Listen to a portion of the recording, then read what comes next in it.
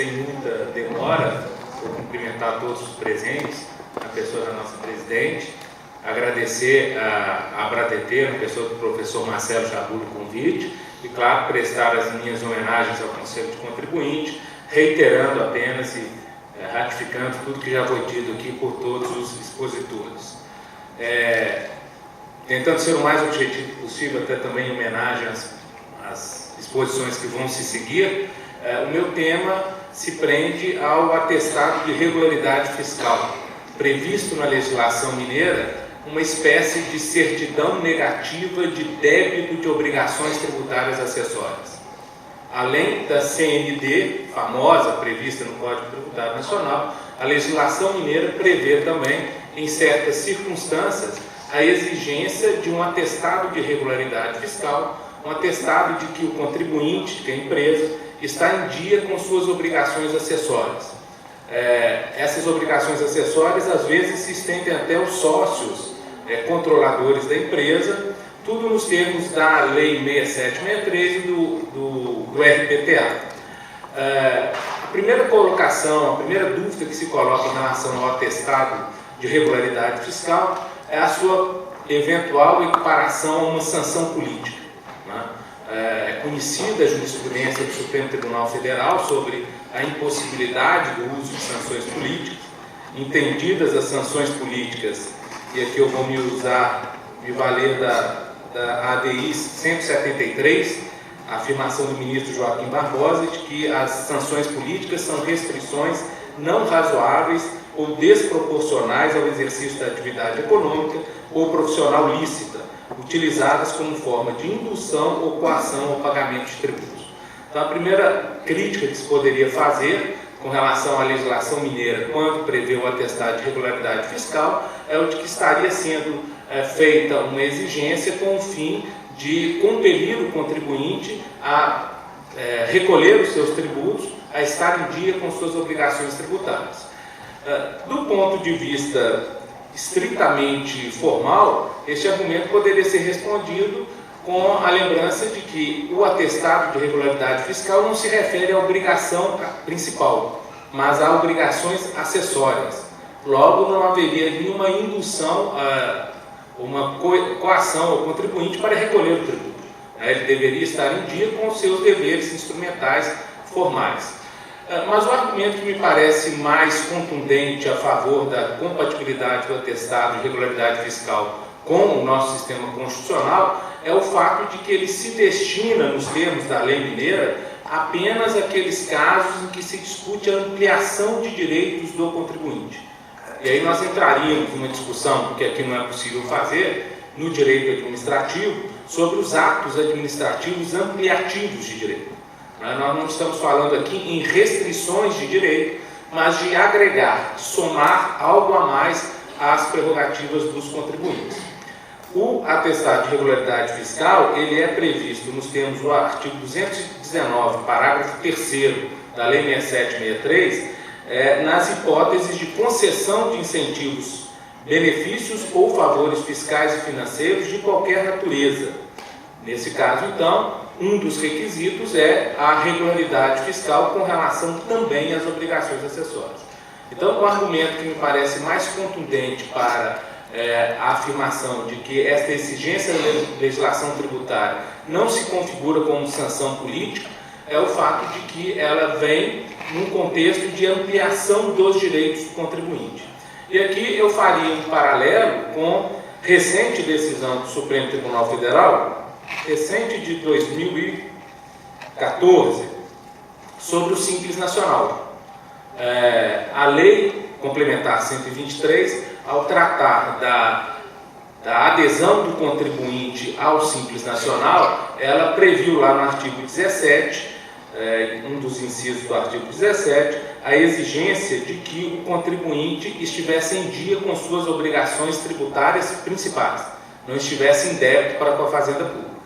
Essa norma foi questionada sob o argumento de que ela seria inconstitucional por configurar uma sanção política, uma forma de coagir o contribuinte a recolher os tributos. Essa arguição ela foi rejeitada, em primeiro lugar, no Superior Tribunal de Justiça, E aí eu lembraria aqui votos do ministro Luiz Fux e do ministro Teori Zavascki, que hoje estão no Supremo Tribunal Federal e que participaram do julgamento no Supremo Tribunal Federal, em que eles se basearam exatamente no argumento que eu sustentei aqui antes, de que a adesão ao Simples é uma faculdade concedida ao contribuinte que pode anuir ou não as condições estabelecidas na lei, razão pela qual não há falar-se em coação perpetrada pelo fisco.